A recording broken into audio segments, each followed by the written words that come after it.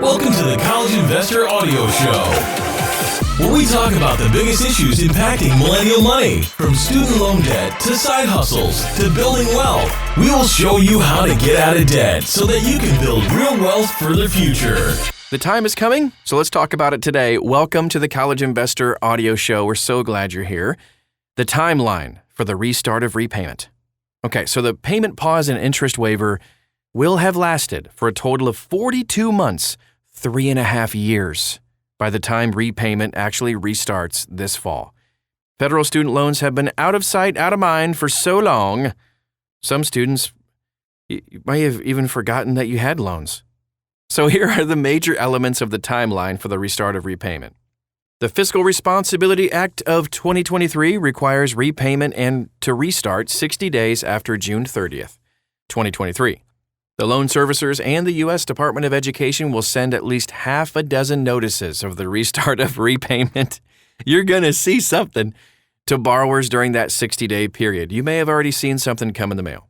This will include information about the payment due date, repayment plan, and the payment amount.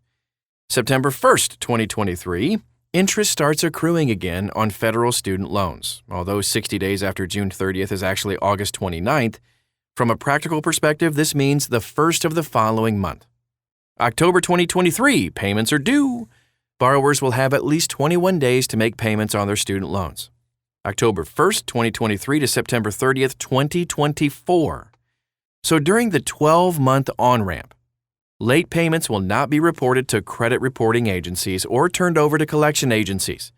Interest, however, will continue to accrue. July 1st, 2024, the new SAVE income-driven repayment plan will become available, cutting payments in half on undergraduate federal student loan debt. Some aspects will be phased in early. That's like the change in the income threshold from 150% of the poverty line to 225% of the poverty line, and the elimination of interest beyond the calculated payment amount when the payment is less than the new interest that accrues. Other changes will take longer to implement. You can actually see a previous podcast about the SAVE income-driven repayment plan. You can find it.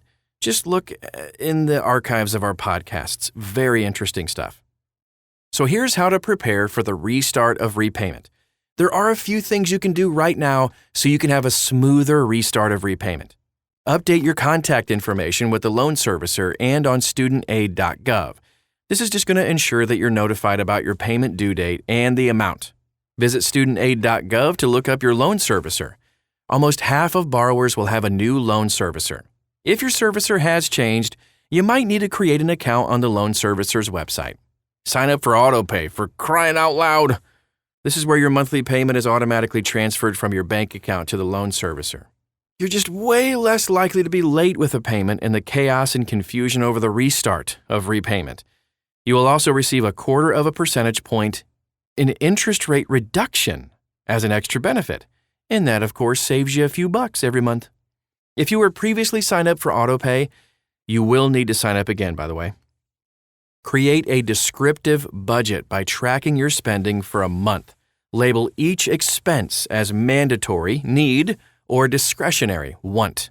Also, assign each expense to one of several broad categories like food, housing, transportation, medical care, etc.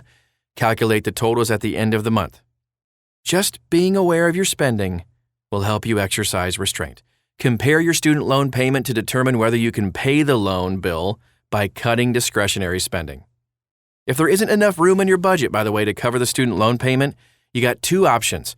Other than being more aggressive in cutting your spending, one is to increase your income by asking your boss for a raise or working a part-time job in the evening on weekends. Not only will this help you earn more money to pay the student loan bill, but you'll have less time available to spend money. Bonus, right? All right, so the other is to change repayment plans.